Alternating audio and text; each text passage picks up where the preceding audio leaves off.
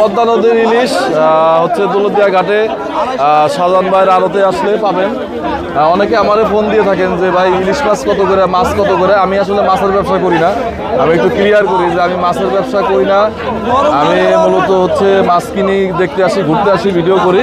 মূলত মাছের ব্যবসায়ী হচ্ছে এরা, এই শাহজাহান ভাই। শাহজাহান ভাইয়ের মোবাইল নাম্বারে ফোন করবেন। শাহজাহান ভাইয়ের সোহান শাকিল মৎস্য আড়ত আছে 5 নম্বর ফেরিতে ঘাটে, দৌলতদিয়া ঘাটে। সারা বাংলাদেশে এরা মাছ সাপ্লাই দিয়ে থাকে। দয়া করে মাছ কেনার জন্য আমাকে ফোন দেবেন না, ইনফরমেশনের জন্য ফোন দিতে পারেন। আমি মাছ কারা বিক্রি করে, কোন সময় ভালো মাছ পাওয়া যায়, কি মাছ পাওয়া যায়, আমি এই ইনফরমেশন দিতে পারবো, কিন্তু মাছ বিক্রি করতে পারবো না। মাছ বিক্রি করে হচ্ছে শাহজাহান ভাইরা। বা ইলিশ মাছ কত করে যাচ্ছে আজকে? 1900, 2000, 2100 বাজার গেছে। 1 কেজির উপরে সব। এই দৌলতদিয়া ঘাটের এই মোহনার, এই গলন্দ মোহনার, এই পদ্মার ইলিশ, এগুলো